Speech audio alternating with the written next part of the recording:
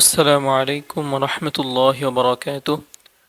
অত্যন্ত দামি আমল, শক্তিশালী আমল। প্রিয় দর্শকবৃন্দ, সকাল এবং সন্ধ্যায় ফজর এবং মাগরিবের পর একটি জিকির করলে আল্লাহ তাআলার আরশে আজিম পর্যন্ত কাঁপতে থাকে এবং ওই বান্দার জন্য আল্লাহ তাআলার দরবারে দোয়া করতে থাকে। যতক্ষণ না পর্যন্ত তার দোয়াকে কবুল করা হয় ততক্ষণ পর্যন্ত আসমান কাঁপতে থাকে আর দোয়া করতেই থাকে আল্লাহ তাআলা যেন তার দোয়া কবুল করে। সুবহানাল্লাহ।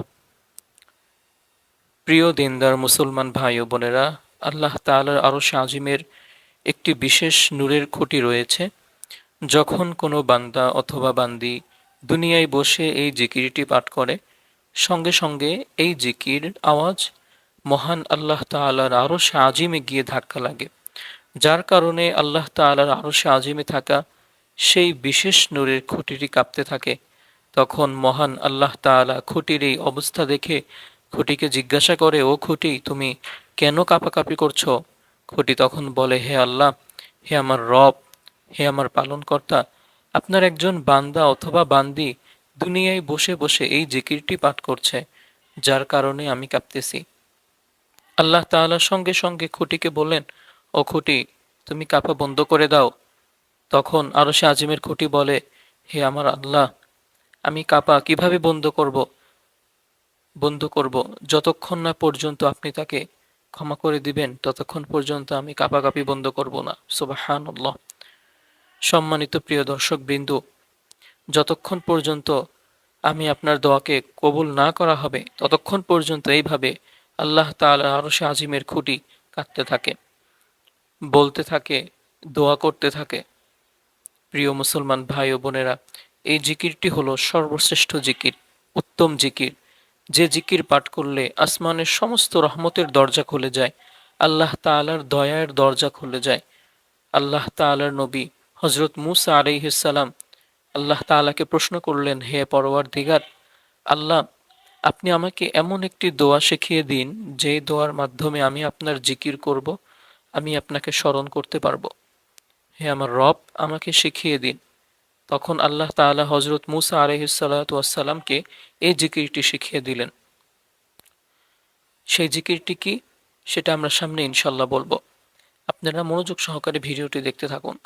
আল্লাহর নবী হযরত মুহাম্মদ সাল্লাল্লাহু আলাইহি ওয়াসাল্লাম পবিত্র হাদিস শরীফে ইরশাদ করেছেন, সাত আসমান ও সাত জমিন এক পাল্লায় যদি রাখা হয় এবং অপর পাল্লায় যদি সেই জিকিরটি রাখা হয়, তাহলে সেই জিকিরের পাল্লাটি সবচেয়ে বেশি ভারী হবে। সুবহানাল্লাহ। এই জিকির পাঠ করার পরে আল্লাহ তাআলার কাছে কোনো কিছু চাওয়া হলে, কোনো কিছু দোয়া করা হলে আল্লাহ তাআলা অবশ্যই তার চাওয়াকে পূর্ণ করবেন। কোনো দোয়া করা হলে অবশ্যই তার দোয়াকে আল্লাহ তাআলা কবুল করবেন। সালমান স্লিপের সম্মানিত শুভাকাঙ্ক্ষী বিন্দুরা, আপনারা, আমরা অনেকেই আছি যারা অনেক অভাবগ্রস্ত। অনেক মানুষ রয়েছে যারা ঋণগ্রস্ত, ঋণ পরিশোধ করতে পারছি না। সম্মানিত প্রিয় দর্শক, এই জিকিরটি আমলটি করলে, আল্লাহ তাআলার কাছে সাহায্য চাইলে, আল্লাহ তাআলা অবশ্যই আপনার এই দোয়াটি কবুল করবেন। কোনো পাহাড় পরিমাণ হলেও মহান আল্লাহ তাআলা আপনার সমস্ত ঋণকে কুদরতিভাবে পরিশোধ করার তৌফিক দিবেন ইনশাআল্লাহ। প্রিয় মুসলমান ভাই ও বোনেরা, আপনার পেরেশানি, সকল অভাব অনাটন দুঃখ কষ্ট আল্লাহ তাআলা দূর করে দিবেন। চতুর্দিক থেকে রিজিকের ব্যবস্থা করে দিবেন, যেদিকে যাবেন সফলতা অর্জন হবে ইনশাআল্লাহ। এছাড়াও এই জিকিরের আমলটি করে আল্লাহ তাআলার কাছে দোয়া করুন বেশি বেশি, মনে প্রাণে উজাড় করে আল্লাহ তাআলার কাছে অবশ্যই চান, আল্লাহ তাআলা অবশ্যই দিয়ে দিবেন। আপনাকে নেককার সালেহিন সন্তান দান করবেন, যে সন্তান আপনার জন্য দুনিয়াতে ও আখিরাতে কল্যাণকর হবে। সুবহানাল্লাহ। সন্তান না থাকলে সন্তান দিবেন, আল্লাহ তাআলার কাছে সেই দোয়া আপনি করবেন। বেশির থেকে বেশি আল্লাহ তাআলার কাছে দোয়া করবেন। এই জিকিরটি করার মাধ্যমে আল্লাহ তাআলা অনেক বেশি খুশি হয়। দোয়া করুন, কেননা যত ভালো দোয়াই করুন না কেন আল্লাহ তাআলা মহান রব অবশ্যই তা কবুল করবেন। কারণ আল্লাহ তাআলার কাছে কোনো কিছু না চাইলে তিনি অসন্তুষ্ট হন, তিনি রাগ করেন, আর কোনো কিছু চাইলে মহান আল্লাহ তাআলা অনেক খুশি হন। প্রিয় দর্শক, প্রত্যেকটি বিষয়ে আপনাদেরকে আমি গুনাহগার স্পষ্টভাবে বলে দেব। সকলেই গভীর মনোযোগ সহকারে শুনবেন ইনশাআল্লাহ, তাহলে বুঝতে পারবেন। প্রিয় দর্শক, এমন একটি সময় আছে যে সময় আল্লাহ তাআলা প্রথম আসমানে অবতরণ করেন, বান্দার জন্য সকল নিয়ামত নিয়ে চলে আসেন, রহমত নিয়ে চলে আসেন। আল্লাহ তাআলা বান্দাকে এইভাবে ডাকতে থাকেন আর বলতে থাকেন, হে আমার বান্দা, কে আছো ক্ষমা প্রার্থী আমার কাছে চাইবে? আমি আল্লাহ তাআলা তোমার জীবনের সমস্ত গুনাহ, যৌবনের সমস্ত গুনাহ মাফ করে দেব। কেউ কি আছো অভাবগ্রস্ত? আমার কাছে রিজিক চাইবে, আমি তোমাকে রিজিক দান করব। কেউ কি আছো আমার বান্দাবান্দিরা ঋণগ্রস্ত? আমার কাছে সাহায্য চাও, আমি রাজ্জাক, রিজিক দাতা। আমি আল্লাহ তোমার সমস্ত ঋণকে কুদরতিভাবে পরিশোধ করে দেব। সুবহানাল্লাহ। কেউ কি আছো যার সন্তানাদি হয় না? আমার কাছে সাহায্য চাও, আমি আল্লাহ তোমাকে নেককার সলেহীন সন্তান দান করব। এরকমভাবে আল্লাহ তাআলার কাছে আপনারা চাইবেন। তারপরে রাতের যে শেষ তৃতীয়াংশ সময়, রাত ২টার সময় অথবা রাত ৩টার সময়, এই সময় ২ রাকাত তাহাজ্জুদ নামাজ পড়ে যদি এই জিকিরটির আমল, সর্বোত্তম জিকির এই আমলটি করতে পারেন, আপনার আমার কপাল ভাগ্য খুলে যাবে, ভাগ্য পরিবর্তন হবে। আপনি যা চাইবেন আল্লাহ তাআলার কাছে তাই পাবেন। আল্লাহ তাআলা আপনার দোয়াকে কখনোই খালি হাতে ফিরিয়ে দিবেন না ইনশাআল্লাহ। সম্মানিত প্রিয় ভাই ও বোনেরা, আপনারা যদি তাহাজ্জুদ নামাজের পর এই আমলটি করতে না পারেন, তবে ঘুম থেকে উঠতে যদি দেরি হয়ে যায় আপনার, তাহলে ফজরের নামাজের পরে আমলটি করুন। তারপরও যদি না করতে পারেন, তাহলে আপনারা মাগরিবের নামাজের পর হলেও আমলটি করুন। এই আমলটি তাহাজ্জুদ নামাজের পর কিভাবে করবেন, সম্মানিত প্রিয় দর্শকবৃন্দ, নামাজের পরে কিভাবে করবেন এবং মাগরিবের নামাজের পরে আপনারা কিভাবে সন্ধ্যায় আমলটি করবেন, প্রত্যেকটি বিষয় আপনাদেরকে সুন্দরভাবে বলে দেব। আপনি যদি তাহাজ্জুদ নামাজের সময়, তাহাজ্জুদ নামাজের পরে এই ফজিলতপূর্ণ এই আমলটি করতে পারেন, সবচেয়ে বেশি উত্তম হবে। এজন্য যথেষ্ট চেষ্টা করবেন। প্রিয় দর্শক, তাহাজ্জুদ নামাজের পরে এই আমলটি করার জন্য ইনশাআল্লাহ, আপনি যদি তাহাজ্জুদ নামাজের পরে এই আমলটি করেন, তাহলে নিয়মটি ভালো করে মনোযোগ দিয়ে শুনুন। প্রথমে আপনি ঘুম থেকে উঠে যাবেন রাত ২টার সময় অথবা রাত ৩টার দিকে। কারণ এই সময় আল্লাহ তাআলা প্রথম আসমানে বান্দার সকল রহমত নিয়ে বসে থাকেন, সকল রহমত নিয়ে চলে আসেন, নিয়ামত নিয়ে চলে আসেন, মাগফিরাত নিয়ে চলে আসেন। আল্লাহ তাআলা বান্দাকে এইভাবে রাখতে থাকেন ভোর পর্যন্ত।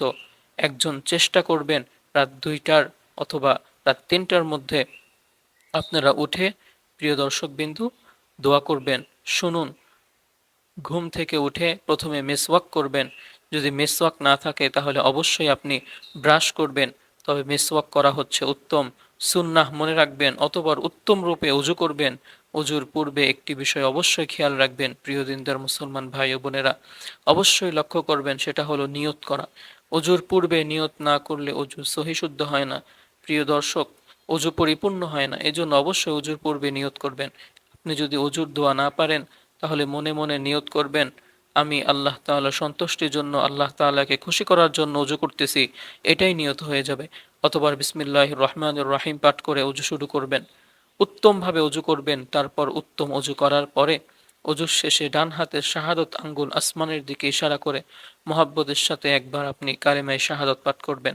এইভাবে অজুর পরে কালেমায়ে শাহাদত পাঠ করলে আল্লাহ তাআলা আপনার জন্য জান্নাতের ৮টি দরজা খুলে দেবেন। আপনি যেই ইচ্ছা, যেই দরজা দিয়ে ইচ্ছা আপনি প্রবেশ করতে পারবেন। সুবহানাল্লাহ। অতঃপর প্রিয় দর্শক, অজু শেষ করে কালেমায়ে শাহাদত পাঠ করে একটি পবিত্র স্থানে গিয়ে জায়নামাজ বা পরিষ্কার কাপড় বিছিয়ে নিবেন ওই নামাজের স্থানে। সেখানে ২ রাকাত নামাজ, তাহাজ্জুদের নামাজ আদায় করবেন। নিয়ত করবেন এইভাবে, শুনুন, আমি কেবলামুখী হয়ে আল্লাহ তাআলাকে সন্তুষ্টির জন্য ২ রাকাত তাহাজ্জুদ নামাজ আদায় করিতেছি। তাহাজ্জুদ নামাজ ২ রাকাত করে করে পড়া উত্তম। আল্লাহ নবী হযরত মুহাম্মদ সাল্লাল্লাহু আলাইহি ওয়াসাল্লাম ২ রাকাত করে করে তাহাজ্জুদ নামাজ পড়তেন। আপনি তাহাজ্জুদ নামাজ ৮ রাকাত অথবা সর্বোচ্চ ১২ রাকাত আদায় করার চেষ্টা করবেন। ২ রাকাত করে করে নামাজ আপনি আদায় করবেন। প্রিয় মুসলমান ভাই ও বোনেরা, সর্বনিম্ন ২ রাকাত থেকে শুরু করে যত রাকাত ইচ্ছে আপনি পড়তে পারেন। তারপর প্রিয় দিনদার মুসলমান ভাই ও বোনেরা, তাহাজ্জুদ নামাজ শেষ করে সেই পবিত্র স্থানে বসে আমলটি করবেন। এই সর্বোত্তম জিকিরের আমলটি করবেন। প্রথমে একবার দুরূদ ইব্রাহিম পাঠ করবেন, মহাব্বতের সাথে পাঠ করবেন। যদি না পারেন তাহলে ছোট্ট দরুদ সাল্লাল্লাহু আলাইহি ওয়াসাল্লাম, এই দরুদ শরীফটি আপনি পাঠ করবেন। সাল্লাল্লাহু আলাইহি ওয়াসাল্লাম যদি এটা আপনি পড়তে পারেন, তাহলে আপনার দরুদ পাঠ করা হয়ে যাবে। আপনার একটি ছোট্ট ইস্তিগফার পাঠ করবেন, আস্তাগফিরুল্লাহাল্লাযী লা ইলাহা ইল্লা হুয়াল হাইয়ুল কাইয়্যুম ওয়া আতুবু ইলাইহি লা হাওলা ওয়ালা কুওয়াতা ইল্লা বিল্লাহিল আলিয়্যিল আযীম।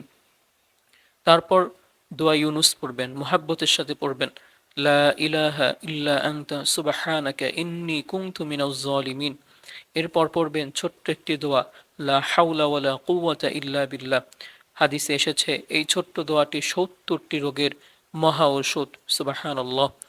এরপর সে জিকিরটি পড়বেন, যে জিকির একবার পাঠ করলে, একমাত্র আল্লাহ তাআলাকে খুশি করার জন্য পাঠ করলে, ইমানের সাথে পাঠ করলে মহান আল্লাহ তাআলা আরশে আজিম পর্যন্ত পৌঁছে যায় এবং তার জন্য আল্লাহ তাআলার দরবারে দোয়া করতে থাকে, সুবহানাল্লাহ। আর সে জিকিরটি হলো লা ইলাহা ইল্লাল্লাহ, লা ইলাহা ইল্লাল্লাহ। এটি আপনি ওই সময় ১০০ বার পাঠ করবেন, অতঃপর আবার একবার দুরূদ ইব্রাহিম পাঠ করবেন মুহাব্বতের সাথে এবং আল্লাহ তাআলার কাছে খাস দিলে দোয়া করবেন। যদি তাহাজ্জুদ নামাজের সময় আমলটি করতে না পারেন, তাহলে কি করবেন?